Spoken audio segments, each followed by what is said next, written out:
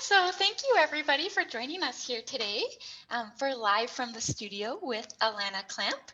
My name is Jazz Keeler and I am the Contract Virtual Programs Curator at Griffin Art Projects. So I'm just going to quickly share my screen again here. I'd like to begin by acknowledging that Griffin Art Projects is situated on the traditional, ancestral, and unceded territories of the Tsleil-Waututh, Squamish, and Stolo nations, and we are honored and grateful to undertake our work here. I just wanted to quickly mention that if you would like to see live captions displayed for today's presentation, you can enable this by selecting the CC Live transcription button at the bottom of your screen. And I always note that it's not perfectly accurate and names in particular tend to be trickier, but we do hope that it is helpful in capturing most of what we are saying. And lastly, I just wanted to mention that if you're experiencing any technical issues at all with Zoom, then we always do live stream these videos from Griffin's Facebook page. So that's just a really easy way to troubleshoot if you're experiencing any audio issues or anything like that. You can also watch this video from our Facebook page. So I'll just quickly stop sharing my screen. The last kind of housekeeping note that I have today is just to let you know that we're in Zoom's webinar format. And that just means that we cannot see or hear audience members, but we do invite you to get in touch with us using the chat dialog box at the bottom of your screen. And I'll also mention that there will be time for questions at the end of the talk. So if at any point you have any questions that you'd like to ask Alannah, feel free to type them in the Q&A dialog box. And I'll just point out that it's actually separate from the chat. You'll find it to the left of the chat. And that's where we'll be checking for the Q&A portion of the presentation. And at that point, there'll also be the opportunity to ask your questions out loud. So if that's your preference, feel free to indicate that in the Q&A, or you can also raise a virtual hand, which is just that yellow hand at the bottom of your screen. And that will just let me know that you'd like to be unmuted once we get to the Q&A. Okay, so that's all of my notes, and I'm really honored to introduce Alannah Clamp.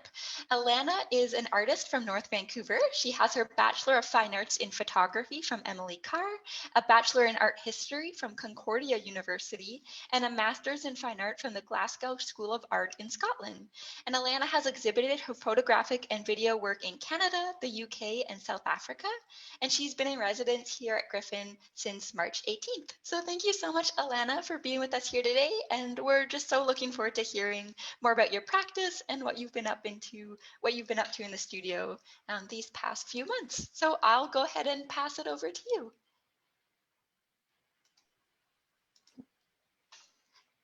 Hi, thanks for that. Okay, I guess I'm going to do a quick introduction of what I've been doing mostly here in the studio. So I thought I would talk more specifically about some research I had done and have been continuing to do in relation to the project I'm working on here. And so to begin, I'm just going to share my screen. There we go. Share. Okay. So the current research project I am doing looks at the relationship between objects and healing in historical medical practices and how we can use that framework to think about our relationship to contemporary art objects. I'm going to start by describing healing rituals in ancient Mesopotamia, and then I'm going to discuss some shifts that occurred during the European Middle Ages, specifically during the first wave of the bubonic plague. I started my research in ancient Mesopotamia after picking up a book on medical history from a charity shop. The title of the book was The Greatest Benefit to Mankind by Rory Potter. It's like a large overview of medical history. Although I like the book, I recognize that this is an extremely grandiose title, and the book focuses almost exclusively on a kind of Western medical tradition without much self-reflection on that. That aside, so the book starts in Mesopotamia largely because Mesopotamia has a significant amount of scholarship focused on the subject of medical history. This is partially because it is understood in the Western tradition of medicine to be sort of one of the birthplaces of how Western medicine would continue to evolve. But also it's because Mesopotamia, it was shockingly bureaucratic, and there are plenty of remaining records and sort of like information, tablets, and pharmaceutical guides. So here is an image of some cylinder seals. So cylinder seals essentially function as a security signature for individuals. They were made of stone and engraved with the design. The roller was used to imprint a positive image on clay. These seals would be used to secure goods like jars and boxes and baskets. So they're essentially used like in a very similar way to a wax seal on an envelope, except they would be more for like three-dimensional objects like like baskets or boxes. And this would just ensure that during the trade of goods, like nothing was tampered with and nothing was stolen. So this cylinder seal was for a physician, and it features the healing goddess Gula. So you can see Gula is sitting, she's the one on the throne or the chair here, and she's sitting on the back of her dog. She faces right, and she has her hand raised as she holds a scalpel, and in her left hand is a beaded ring. She wears a tall headdress with a necklace and a wide belted tiered robe. Behind her on the chair, behind the chair are 4 stars, a crescent, and a figure. Facing Guler is a worshiper who's pointing with his right hand, and he extends his left. He has shoulder-length hair, which you can see there. So the inclusion of scalpels in depictions of Gula are common, and she is often showing holding a scalpel in addition to another object. In this instance, that object is the beaded ring. However, the frequency at which the scalpels are represented is surprising because rarely are scalpels mentioned within any of the medical texts. And there is little evidence to point to the fact that physicians would act as surgeons because this was in the jurisdiction of barbers. Considering this, that physicians did not perform surgeries themselves, then why is the healing goddess shown with a scalpel? The answer is the scalpel is a prop. The scalpel is not intended to cut, it's intended to scare. The reason for this is because the Mesopotamians believed that illness was caused from ghosts occupying the patients. The term the hand of the ghost is so regularly used to describe that it becomes shorthand for describing illness and sickness in general. So the scalpel isn't used to scare the patient, who also understands that they are being possessed by a ghost, but the scalpel is used to scare the ghost who is occupying the patient. So basically, during a healing ritual, the scalpel would be used to sort of demand that the ghost, like almost like an exorcism or something a little like different, but something similar, more similarly to that. So take, for instance, one dramatic healing ritual. The ritual stipulates that the priest ties a goat to the patient's bed, and then the priest goes ahead and touches the goat's throat or slices the throat to sacrifice it, placing the goat's dead body on the patient in a hope that the disease will pass from the patient to the goat. This literally makes the goat the scapegoat. In this instance, the scapegoat provides an intermediary host for the disease itself to move into. The scapegoat is an example. The scapegoat in this example is not the sickness itself. The scapegoat is providing an alternative for the patient.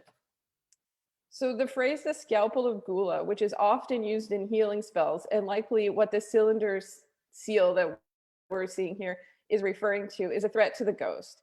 In one recorded healing spell, a physician is trying to remove something from an eye and yells, "Go away before the blade and the knife will reach you." So again, referring to the ghost that's occupying the patient.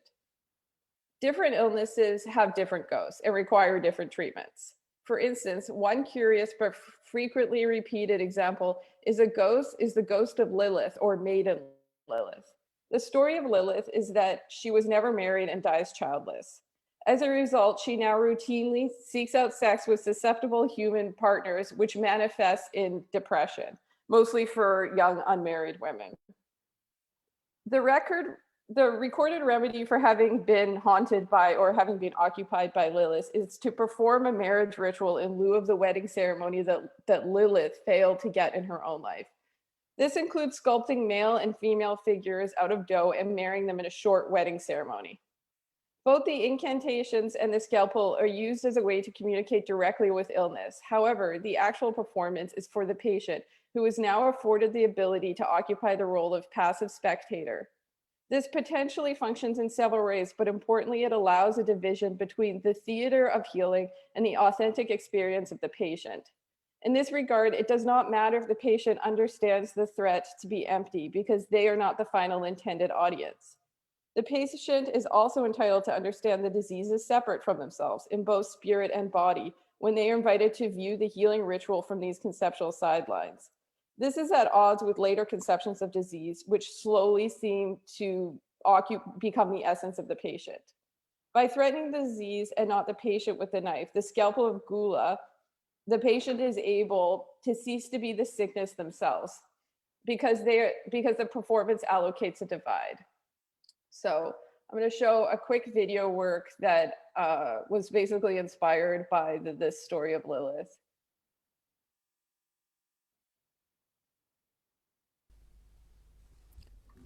We want horses with large rib cages. Why do we want large rib cages? Because that is heart and lung capacity. It's also the capacity to eat food, to digest that food, and then utilize that food for performance. So we need to have an animal that has some capacity. But how do we measure that? Remember that it's a cylinder.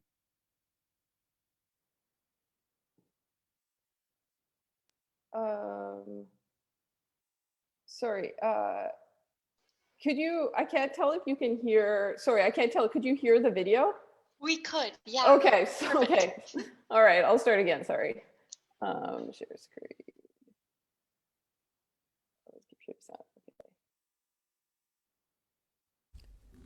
We want horses with large rib cages. Why do we want large rib cages? Because that is heart and lung capacity. It's also the capacity to eat food, to digest that food, and then utilize that food for performance. So we need to have an animal that has some capacity. But how do we measure that? Remember that it's a cylinder, and cylinders are deep and circular in shape and relatively long. So we want some length from elbow to stifle. We want them long in their underline. We want them deep in their heart girth, arch and spring of rib, and some real capacity to the rib cage and middle. Moving up to the head, all heads have to be functional in some capacity. They have to be able to see, they have to be able to breathe, they have to be able to eat, and they have to be able to hear appropriately. And to that end, we can talk about some things that are valued in all horses' heads. That's a head that's relatively short, a head that's deep through the jaw, has a large bright eye, large nostrils so they can take in a lot of air, shallow mouth and teeth that meet well in front. Next is the shoulders. How do you determine the angle of the shoulder? There's a number of people that will talk about trying to find the groove down the shoulder, all sorts of things like that. And it's difficult to do based on a couple of things. 1, the grooves vary by horse, and 2, it varies by condition of the horse. As you might guess, in a really thin horse, it's very easy to see the scapula, and in a very fat horse, it's sometimes impossible to see the scapula. How do we evaluate that? The best thing is use 2 reference points that don't change, one of which is the point of the shoulder. The second is the midpoint of the withers, because we know that the withers are made up of the spineous processes and the scapula that comes in like this. Stop that there. Okay, so in this video, let's see if I can pause it where we were, more or less. So in this video, I've basically recreated this like prescribed Mesopotamian ritual by trying to create 2 doe characters and then have, well, I didn't really have a wedding for them. That felt a little bit far, but I did put them together. And I think at the time I was feeling a little depressed myself. And I was like, if that worked in Mesopotamia for someone at one point, like, is there too much harm in trying? So and then the overlay of this video is a man discussing how to purchase, like what to look for when you're purchasing a racehorse. And I like the juxtaposition of these two. And then on the bottom is like some other paper cutouts that I was like working through. And I like the juxtaposition of the sort of very analytical description of a horse's body and a really displaced sense of like self within that judgment of the horse, which is at odds for me with this kind of like much more ritualistic and spiritual version of how to heal the body in these like Mesopotamian rituals. Okay, so after sort of this period, I became more interested in the Middle Ages. So my interest in this subject took me to the Middle Ages, where disease conceptions continued to be splintered. However, the appeals are no longer made to diseases or ghosts themselves, but to God. So there's a homogenization, like where there would be different ghosts for different diseases. Suddenly there is essentially one authority on all sickness and all health, and this authority is God. So here is an image of the patron saint of the bubonic plague, which is Saint Roche. The saint exposes his plague bulbus, for which the bubonic plague was named. This is called a plague gesture. After someone was infected, their lymph nodes would swell to create bulbuses, which is where the bubonic plague received its name. If the flea infected the patient below the waist, it would be the groin lymph node, which was infected and swollen. So that's what happened in this instance. If it was above the waist, it would be the armpit lymph node. In this instance, Saint Roche, who is also the patron saint of dogs, is seen with his dog at the bottom. This is because fleas which carried the plague preferred the warmer bodies of dogs. People who had pets initially had better survival rates because the fleas would first infect their animals. This image here is a plague votive. A plague votive is a specific style of painting which functions as a talisman or good luck charm to ward off sicknesses. In this instance, obviously, it would have been to ward off the plague. In a similar way to how Gulliver's scalpel is meant for the ghost, this image is meant for God. These plague votives, in which there were many, are meant to be appeasements to God. Often the votives would show pleading scenes of suffering, and the goal was to gain the sympathies of God so that the patient or the individual was spared. Sometimes these votives included images of angels stopping arrows from the sky. The arrows were symbols of the plague being rained down from the heavens, which again underscores this idea that God both is the one who's producing the disease, or at least allowing the devil to do it, and that God then also has the power to prevent it. The implication here, is that God has the power on either side. It can be hard to re-see these works and similar works. Religious paintings in the Middle Ages are often discussed through a modern lens, in which the painting is primarily a document to communicate information to people. They take on the language of historical paintings because of their precision and their usefulness in this regard. However, votives like this were primarily spiritual objects and were intended to be the audience of God in addition. So here I really liked, another thing about these plague votives is often like because there was like, people wanted to be chaste and they didn't want to be too revealing in the images. So the plague bulbus could present itself essentially anywhere on the leg. Like it was very rough. Like there was nothing particularly anatomical, or there was no reality they were trying to copy in that sense. So I really like these images, and I like this idea that there's a gesture that's supposed to sort of, or a posture that you can take to gain the sympathies of God. So I made my own. And this one I'm beginning to use, like, obviously it's not real and it's not supposed to be real, but I kind of like the fluidity in that. And so here's my sort of rendition. Another treatment during the bubonic plague I found interesting was the consumption of emeralds. Initially, if you were sick, it was good enough to have emeralds close to your body. Emeralds could be worn as a ring or in an amulet or even a crown. This belief was so persistent that in 1938 pharmaceutical works by Jean Renaud, he discusses 1638. I was like 19, that sounds too late. In 1638, in Pharmaceutical Works, Jean Renaud discusses about whether or not emeralds had healing properties, but rather how to utilize them to their best effect. Renaud claims that although emeralds are naturally the most powerful of all the stones, they are also the laziest. Lazy does not mean that they're not effective, though. It just means it requires more prompting. So essentially there's this idea, especially with gemstones, and I didn't know this before I started looking into it, but that's why gemstones are in the crown for royalty, is the idea that the healing properties need to be as close to the person as possible, and a ring and a crown is pretty close. But during the plague, obviously, like eating, these emeralds are they're not effective. So what ended up happening is people started consuming emeralds. So they were eating them. So eating emeralds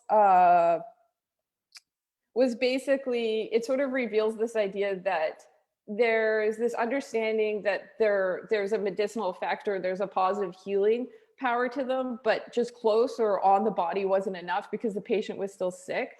So suddenly they were crushing them up, and obviously just for the wealthiest of people, but then they were consuming them. So I think that's my next one. So this is an image I made, which features these emeralds. So out of the sheer panic of the bubonic plague emerges new levels of desperation. It's during this time that the cult of saints and relics balloons as a response to the massive wave of death. Shrines were set up for believers and patients to visit. However, ironically, the practice of visiting saints' shrines in times of pestilence likely made the problem of disease contagion worse by spreading the sickness through the shrine and all the people there touching it. For instance, the shrine for Saint Roche in Venice was shut in 1529 because there was eventually ended up being some concern that it was becoming a hotspot for disease. None of these histories are tidy, but in general, the trauma of the bubonic plague increased the popularity of reliquaries. Relics provided additional opportunities to heal sick bodies by being in close proximity to the idealized pure bodies of saints. This is a similar logic to what I explained earlier with the emeralds needing to be ingested in order to increase their potency. The term relic is typically applied to the material remains of a saint after their death. So any object from their body or an object that was close to their body gains this sort of significant power or this understanding of a significant power. In contrast to the portable, relatively interchangeable healing props that I discussed earlier in Mesopotamia, the relics are themselves considered sacred and finite because of their direct origin to a limited body. So where sort of healing objects within like these rituals were largely interchangeable, there's this move to suddenly have these objects be incredibly limited and precious because there was only one body they could be in relation to, which was this former saint's body. So this lends itself to a very different culture of healing props and objects because this scarcity demands an entirely different viewing context. The relic is remarkable and potent because it has been in actual physical contact with, or is indeed derived from, the substance of a saint. There is no reproducing the power of this object, and suddenly the authenticity of an object becomes incredibly important. There is no metaphor or symbol here. The relics are not like the saint, they are the saint. So what does this have to do with art and understanding of art objects? So German scholar Christoph Dietrich argues that the movement from touching and handling magic objects to placing objects in reliquaries had far-reaching art historical and devotional consequences. The medium of veneration turns the objects, the believer, from spectator and face-to-face interactions with them to something of a removed and distant contemplation. For him, this is a starting point for externalization in which objects over time are no longer serving as conduits of the sacred, but the objects are now within the realm of a kind of disinterested contemplation. The relics, especially the significant ones, are stationary. So it is the job of the sick and the pilgrim to move towards the objects and not the other way around. Additionally, With this increased traffic and religious value, relics required guarding and protective layers. So like glass or actual physical guards or other modes of barriers between believers and the magical objects. So where does that leave me here? I think when I started to think about these movements and like where, like in art, and when we think about art objects, authenticity, credibility, scarcity, newness, all of these are values that are pillars within a lot of contemporary art context and conversation. And I thought it would be once I began doing this research, I like the idea of this much more reproducible, casual sort of prop-based interactions with things. Like I like the idea that it doesn't need to have the same level of realness or authenticity in order to have meaning or importance. It just needs to be within the space. So I started making more kind of like paper objects. So here I wanted this, like someone was selling this very strange painting of Napoleon on Craigslist for like $120. And I wanted it, but I didn't want to pay $120 for it. So I just printed off my own version and taped it together. And I think it works pretty well. And then again, like I was like, well, what else can I do here? And I was like, oh, I want a house plant. I'm very bad at keeping house plants. I usually kill them because I don't water them enough. So I just found one on the internet and then printed it and taped it, and it works pretty well. Like within your live space, like similarly to these other rituals, it's like it takes the placeholder of a real thing, but it doesn't seem to matter all that much that it isn't real. And so here, so I was interested in like more essential objects, like objects that you would need to actually live if you were sort of dropped in an environment and you needed to survive. So this is a paper knife that's just taped to cardboard. But again, like once it gets translated into photography, it's pretty convincing. And here is another still life. And so here we have like a paper tray and a cabbage. And then this is my final slide, but here is, yeah, so this is a really recent work. It still needs to get kind of edited, but here is a paper pipe and a paper, this is the only poisonous snake in England. And that's, I just got both of these images from the archive. Okay, I'm gonna stop there.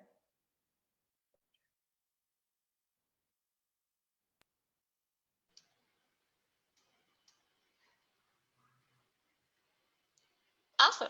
Thanks so much. Thanks so much, Alannah. I'll jump back on here. Amazing. Yeah, thank you so much for sharing those slides. And just to be sure, I'm not interrupting. I wasn't sure if you were finished, but no, I'm done. Okay, yeah. Amazing. Yeah. Well, thank you so much for those. Yeah, absolutely fascinating slides. I'll just mention to audience members, if they want to just kind of at any time start popping their questions into the Q&A or raise a virtual hand if you do like to be unmuted. It's always nice to hear from you directly as well. But yeah, I'm curious, Elena, have you been what have you been up to in the studio? Have you been continuing these photographs, or have the photographs of these reproductions and the paper object stand-ins? Yeah, I have been. Actually, I can show. I'm here. I'll show some 1 second. Yeah, that'd be wonderful.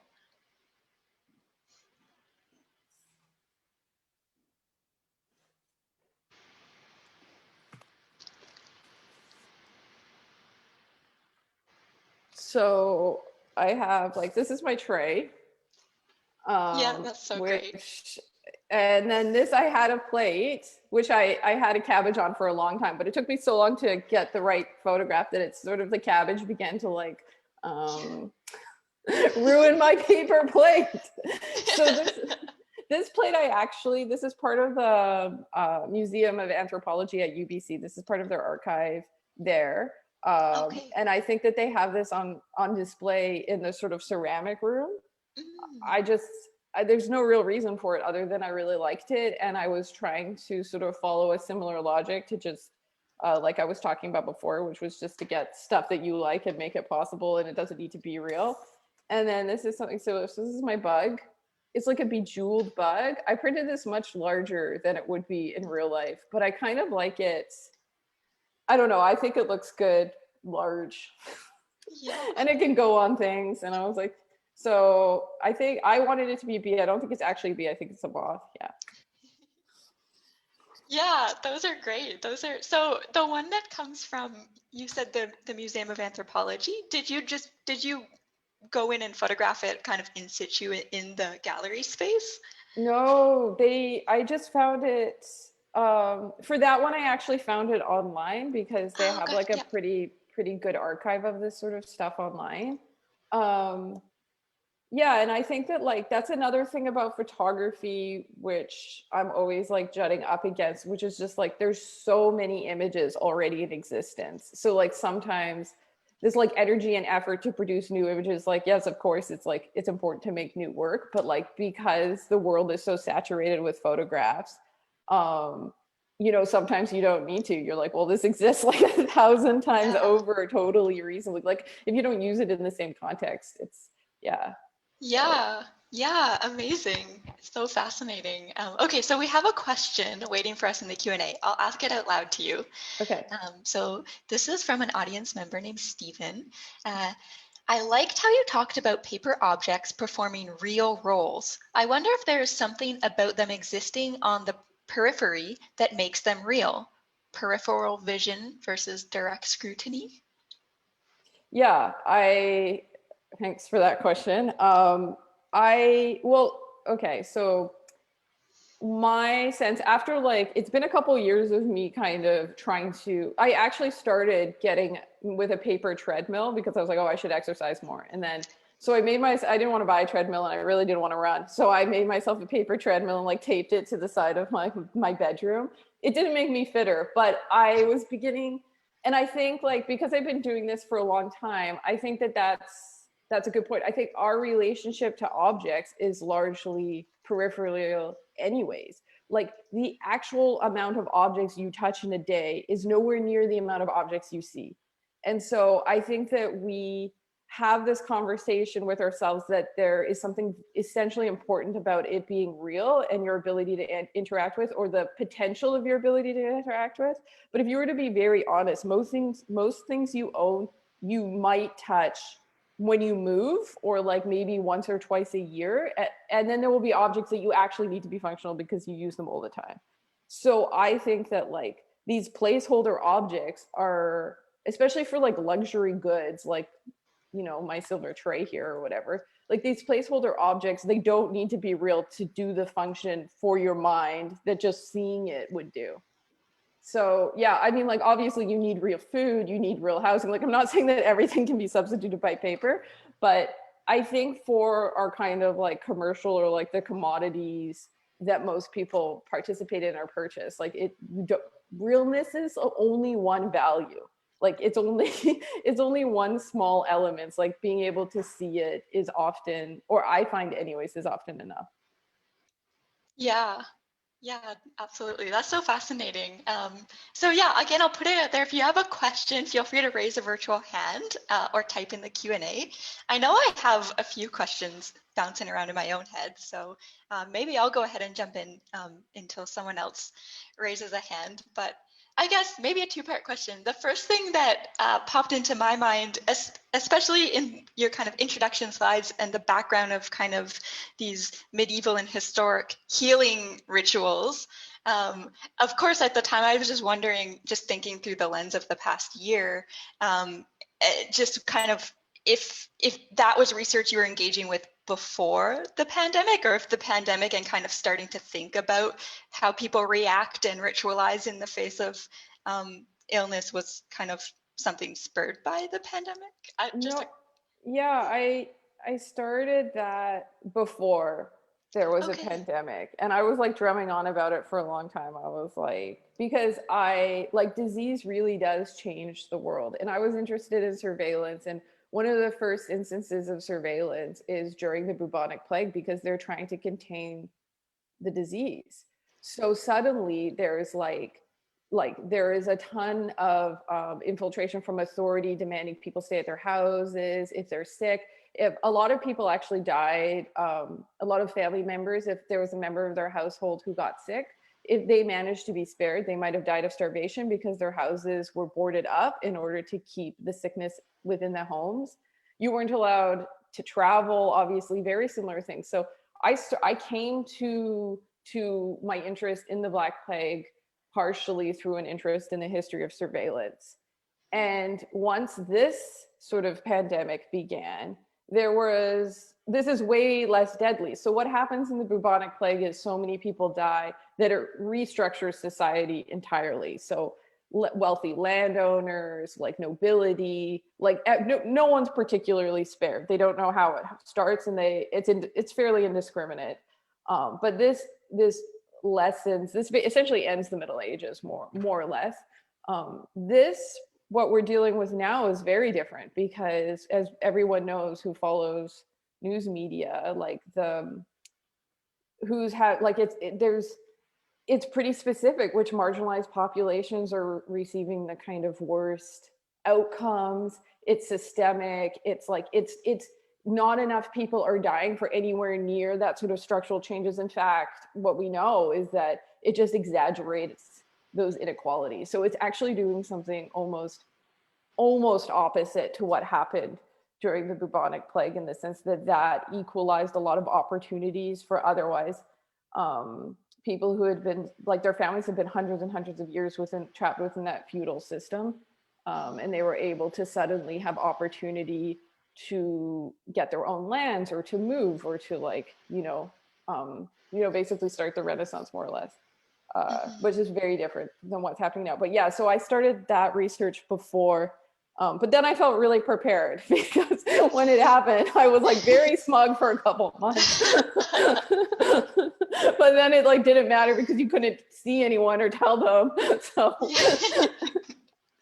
yeah, no, another thing that even just really struck me when you then started talking about kind of the paper objects and placing them kind of in situ in the home, where they do kind of just become about like the ritual, or like the idea of them being there. It works, like it works pretty good. And I just thought that was so fascinating in the context of the current pandemic, in the way in which kind of a lot of us have been kind of ritualizing our living spaces, and objects really do kind of take on kind of new meanings that aren't necessarily like functional ones. And so I just wondered if at all that thinking kind of developed or came into play as you started making these paper objects and kind of placing them around your house. Yeah, I guess like now more than ever, well, maybe not more than ever, but like people's interior spaces, and like this sort of symbology within their own personal spaces are pretty relevant. Like this like portal-based system.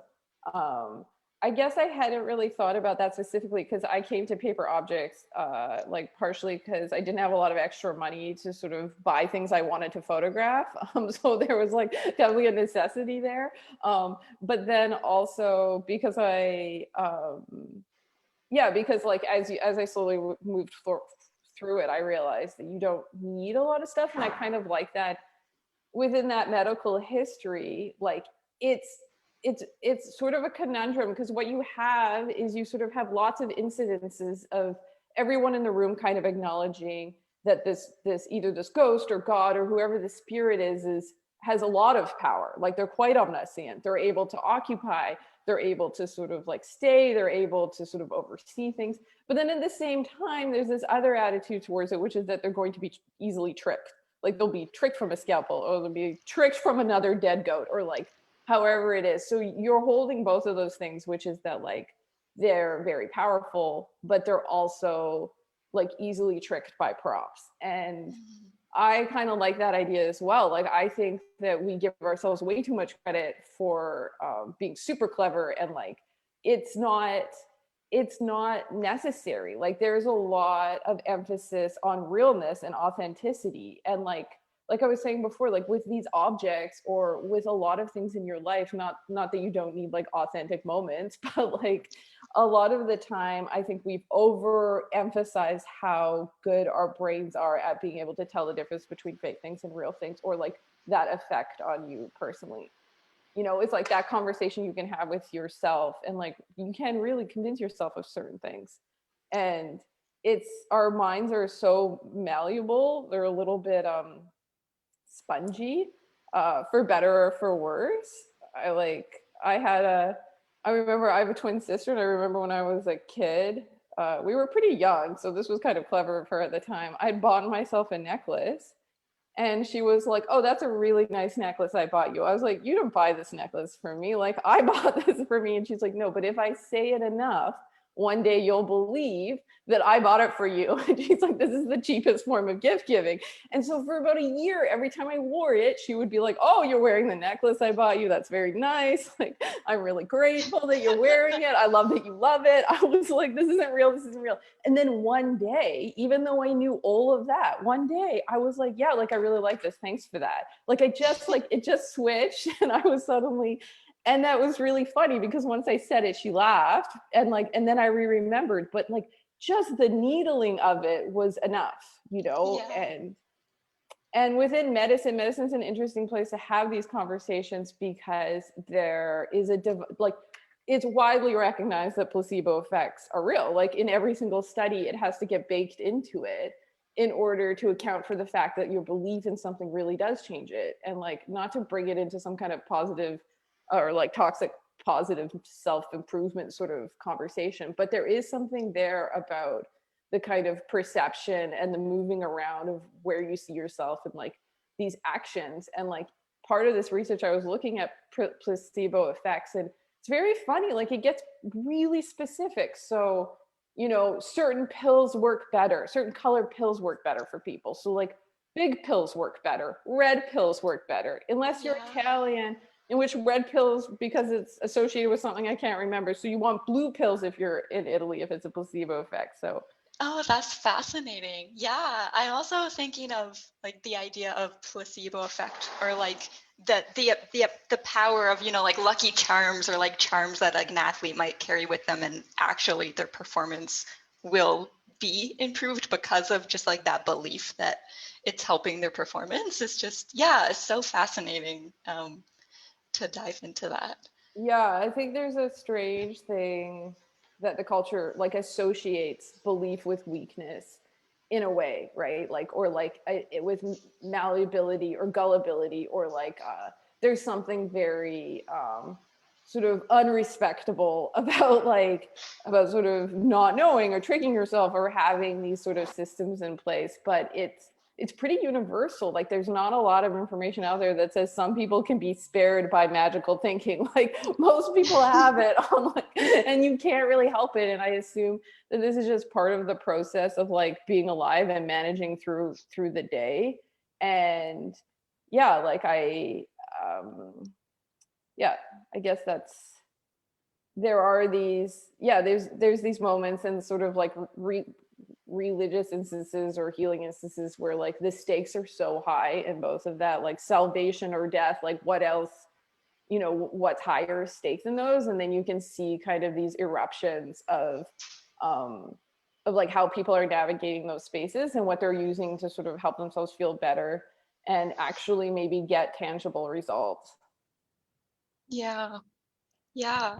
Another question that I had, maybe just floating around in my head, I'm trying to think of the words, but I guess I was really so fascinated by your comparison of kind of this evolution of um, these healing rituals to kind of the relic, and comparing that to the art object, which is, yeah, so fascinating. And I wondered, I know you showed, I think, one installation shot, but I had also just wondered, yeah, kind of the considerations in actually placing these objects in an exhibition space, and how the audience or the viewers in the exhibition space interact with them, or if, yeah, if you have any comments kind of thinking about Yeah, that's a good point. And I actually haven't really thought about that. Like, there's obviously every culture has a history of objects, which will be different. I happen to be interested in this, like, sort of Middle Ages, kind of like Western monolithic history, because it's what I have contended with and what I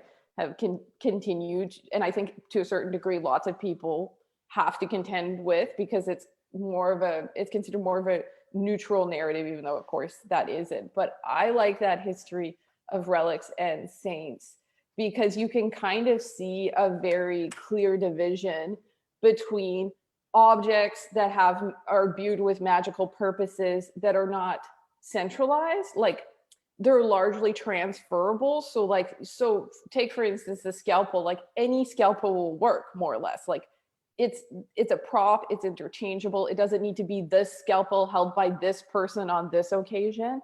This is very different to the treatment of, like, saint objects or saint body parts within these reliquaries, where the importance is its essential authenticity, and it is baked into it as scarcity. So we're moving from, like, a fungible, transferable sort of object or idea of object to suddenly, like, a non-fungible, non-transferable, special sort of collector object.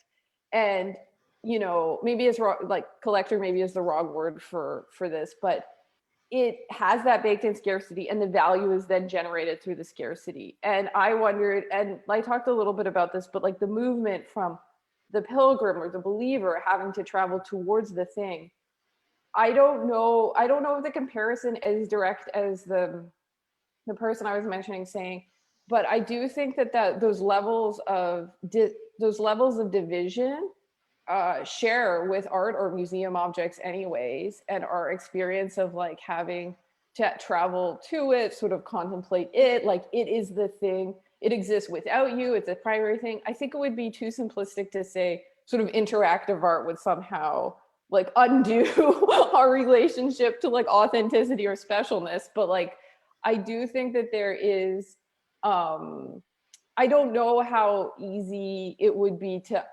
unsee how you see it. Like, the way we see who the artist or the maker is and who the viewer is would be very complicated to change. In the similar, and not that they're the same things, but, like, similar to how a believer, like, that experience of the pilgrimage and that experience of needing to be close to that object, you can't untell someone that there's might not be nothing particularly special about that object in this instance.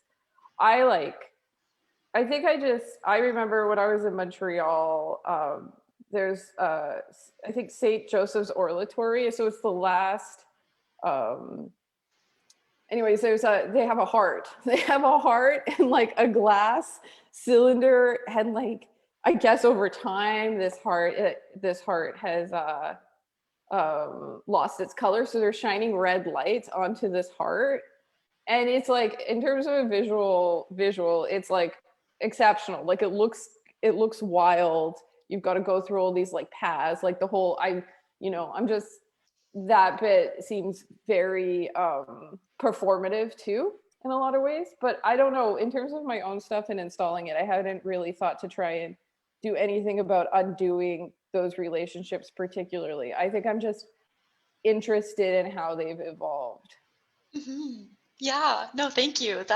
It's fascinating. I know that, yeah, my head is just kind of buzzing with all these ideas and things that, yeah, I've not thought about, but just your presentation was so fantastic and fascinating that I feel like I kind of want to go on a deep dive now and do my own research. So thank you so much for kind of sharing that with us and kind of the layers and the research. It's been really wonderful to learn more about your practice and to see some of those images. So yeah, thank you so much for your time, Alannah. Yeah. And yeah, thanks and for everyone who has joined us today on this Saturday afternoon, and wishing everyone a restful weekend. Yeah, thanks everyone for coming and listening. And to listening to some of my research and looking at some of my great cool objects. So I recommend, anyone make their own. It's very easy. You just need tape and you send your photos to London Drugs. Amazing. Yeah. Okay, well, thanks again, Alannah, and enjoy the rest of your day. Yeah, you too. Bye. Bye.